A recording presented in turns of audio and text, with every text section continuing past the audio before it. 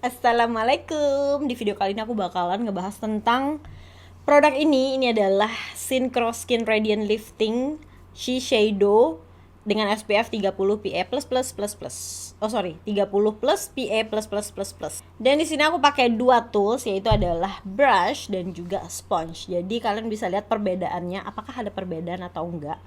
Kalian bisa langsung lihat aja. Dan di sini juga aku bakal kasih lihat untuk produknya apabila dipakein bedak atau tidak. Karena sejujurnya kalau aku pribadi aku jarang banget ngeset kecuali di under eye dan di dagu dan di tengah kening, udah that's it. Tapi kayak di seluruh wajah tuh aku nggak pernah ngeset sama sekali. By the way, untuk semua produk yang nanti bakal aku gunakan, aku udah taruh linknya di description box. Jadi kalau kamu penasaran, kamu bisa langsung cek aja. Aku packagingnya simple dan lumayan banyak sih sebenarnya yang bentuknya seperti ini, tapi dia berbeda dari yang lain karena si pumpnya tuh bisa diputar. Bukan bisa diputar, memang harus diputar untuk di pump gitu. Jadi kalau misalkan kalian taruh di tas atau di koper atau di mana, dia nggak bakal bocor-bocor karena kalian harus putar dulu, balikin. Jadi dia nggak bisa diteken gitu loh.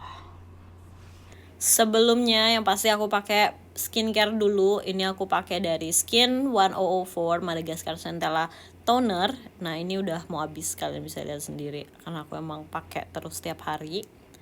Dan aku sekalian exfoliating tipis biar sel-sel kulit mati semuanya terangkat.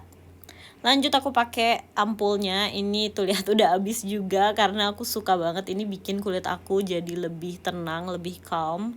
Dan kalian bisa lihat semua produk ini di description box ya. Lanjut aku cobain dari Something, ini yang Skin Goals Moisture Silk Cream. Ini lucu banget, aplikatornya tuh dia jadi langsung di tube-nya gitu, tinggal diputer dan dipencet gitu, jadi udah keluar. Tapi harus sering-sering dibersihin ya supaya higienis. Lanjut aku pakai face oil ini dari Bio Beauty Lab karena aku lagi lumayan ada calon-calon jerawat, jadi aku pakai yang acne treatment. Langsung aja kita apply. Nah ini dia untuk produknya. Kalian bisa baca ya untuk produk knowledge-nya di kanan. Dan pas diputer dia langsung bisa dipump. Untuk teksturnya tuh cair banget, jadi menurut aku ini bagus banget untuk kamu yang punya kulit yang kering karena nggak akan bikin cepet cracking ataupun cepet kayak dempul gitu. Ini just in case aku kocok-kocok dulu aja. Nah, kamu bisa lihat di kiri aku pakai brush dan di kanan aku pakai beauty blender. Untuk brushnya aku taruh di description box biar kalian bisa cek-cek. Oke, sejujurnya untuk finishingnya nggak terlalu jauh beda ya, karena untuk dilihat mata telanjang kayaknya nggak bakal terlalu kelihatan. Karena produknya ini bener-bener cair, jadi untuk di-apply tuh super gampang, nggak perlu effort yang berlebih.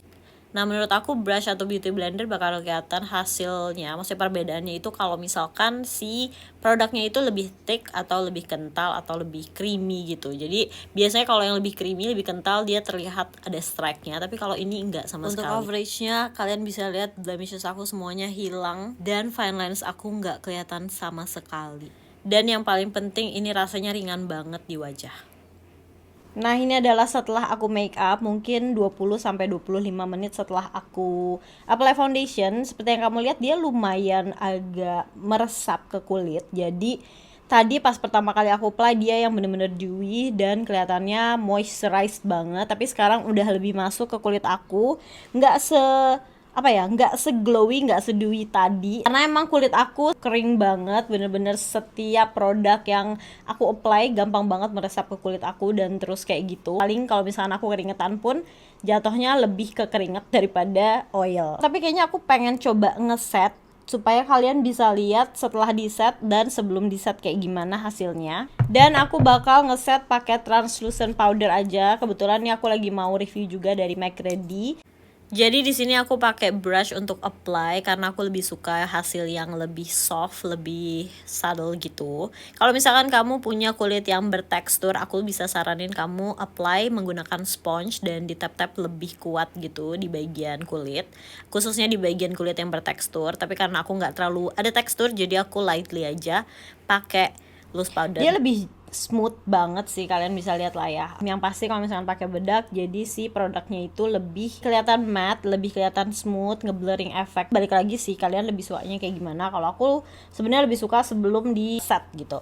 Kalau misalkan aku pakai, paling aku pakainya di set di bawah mata, terus di bagian dagu dan di tengah kening aja. Sisanya aku biasanya nggak bakal set. The conclusion is aku suka banget sama produk ini. Menurut aku ini worth to buy banget, walaupun memang untuk harganya ya lumayan pricey kalau bisa dibilang. Do I think it's worth it?